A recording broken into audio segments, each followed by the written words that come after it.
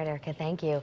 It was dirty and unsafe. Those allegations were made just 3 months ago, and now tonight there are new allegations about the VA hospital in West Haven. Those details being shared exclusively with the News 8 investigators. Our chief investigator David Iversen here tonight with the details. And David, who's making these new claims?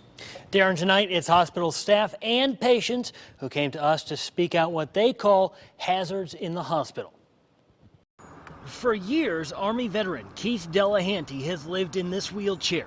His left leg is a false one. It wasn't a war injury that took it, but an infection that followed an accident. He says it resulted from a mistake made at the West Haven Veterans Hospital. If they had listened to me 13 months before, I might not have lost my leg. Hospital and doctor's records provided by Delahanty show that he had a metal plate removed from his leg. He was there for physical therapy after being hit by a tractor trailer. Records show a screw was left inside his knee. Just weeks later, and after a bad infection, he would have his leg removed from the knee down. The hospital blames the accident, but he has other ideas. I believe fully that they gave me a staph infection in surgery. Cleanliness of the OR could not be assured. Lack of oversight. These are just two of the findings in a Veteran Affairs Inspector General report released in February. The hospital says it has been fixing the issues, including problems with staffing ever since. I see a lot of employees being injured as well as a lot of employees being mistreated. But current employees whose identity we've agreed to hide say what has been found in that report has not been fixed, and it's putting employees and patients at risk. It's like a hazard working there. All of these employees we spoke with have been injured on the job, injuries that they say could have been prevented. They have all filed grievances with the hospital but say little has been done.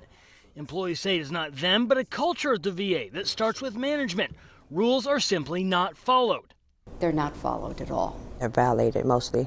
Some of them claim there were concerns with medical waste not being thrown away properly. Stuff that should be in biohazard bags would be like in the regular garbage or on the floor. Hospital management invited us in only to photograph 2 floors yet to be finished. They say a lot of issues found by the VA Inspector General have already been addressed. They wouldn't say it on camera. Instead, they gave us a statement. It read in part, VA Connecticut remains committed to providing the men and women who served our nation in uniform with the highest quality health care in the safest environment. We have systems in place throughout our organization to ensure that issues related to patient care, staffing, and the environment of care are addressed. But some patients say that's not what they've seen. In the latest patient satisfaction report, the West Haven VA got lower ratings than all the VA hospitals in the region. We got off the elevator to 4 East, and I thought I stepped in the devil's den. Decorated Army veteran Mark Jones says a simple knee operation nearly took his life. They literally put me in an induced coma. They keep me alive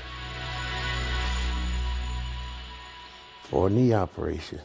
It's an issue that happens at all hospitals, admit these employees, but it happens when it doesn't need to at the VA, they say. A lot of employees are scared to, speak up on it because of retaliation. The VA was given 90 days to fix the issues that the Inspector General found. After that, they come back and decide if the hospital needs more work. A VA spokeswoman assures News 8 there have already been improvements made. They point to increased staffing, larger focus on keeping those surgical units clean, and replace the head of cleaning. Just today, hospital leaders say they passed recent inspections with flying colors. For the News 8 investigators, David Iversen reporting. All right, David, thanks. Do you have something you want the News 8 investigators to check out? Just give them a call. Their tip line phone number is on your screen, 203-402-TIP-8.